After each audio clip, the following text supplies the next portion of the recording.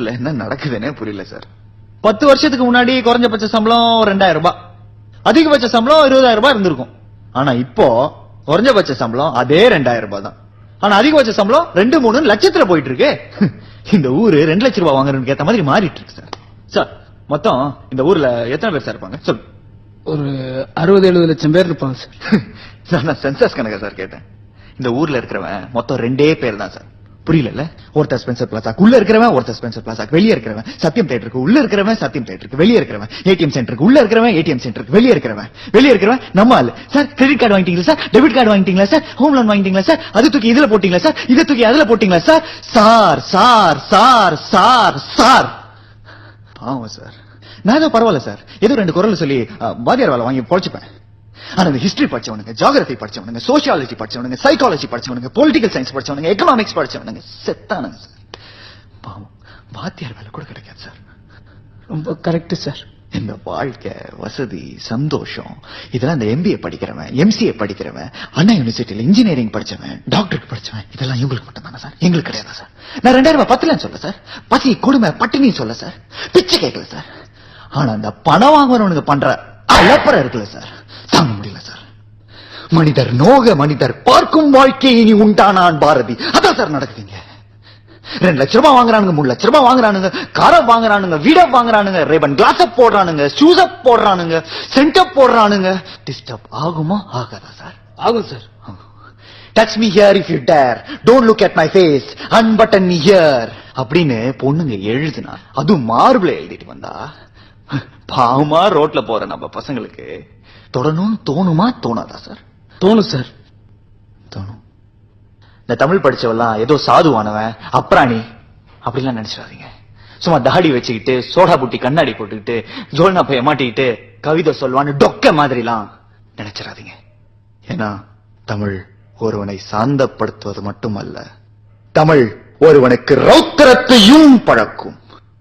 பண்ண பழகலா பச்சை படுகொலை நான் பாரதிதாசன். நான் பண்ணிட்டேன். Yes, of course I did cold-blooded murders. இதெல்லாம் சொல்லி நான் எனக்கு நியாயப்படுத்திக்க விரும்பல. I'm not trying to justify myself. நான் பண்ணதில் எனக்கு பிடிக்கல, நான் தப்பிக்கணும்னு நினைச்சேன், தப்பிச்சிட்டேன். ஏன்னா என்னோட ஆனந்தி திரும்ப வந்துட்டா. நான் திரும்பவும் அந்த குட்டி 7 வயசு பையனா மாறிட்டேன்.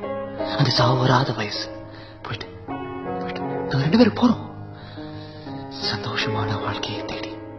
எங்களுக்கு கிடைக்கும். ஏன்னா எங்களுக்கு கிடைக்கும் என்பது எழுதப்பட்ட ஒரு விதி. கட்டாயம் கிடைக்கும் சார்.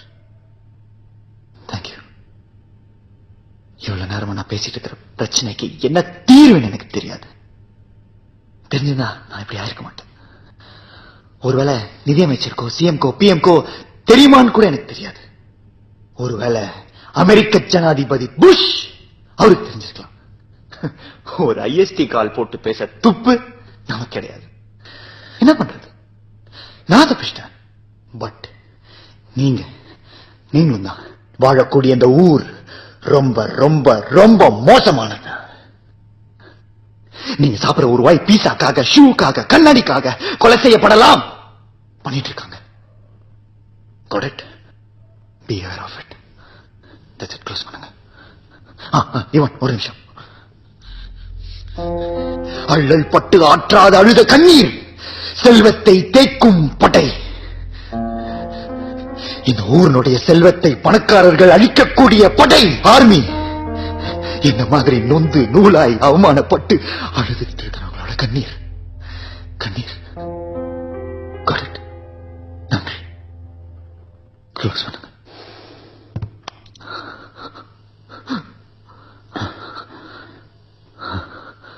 சார் இந்த 10,000 ரூபாய் பணம் தரேன்னு சொன்னீங்கல்ல சார்,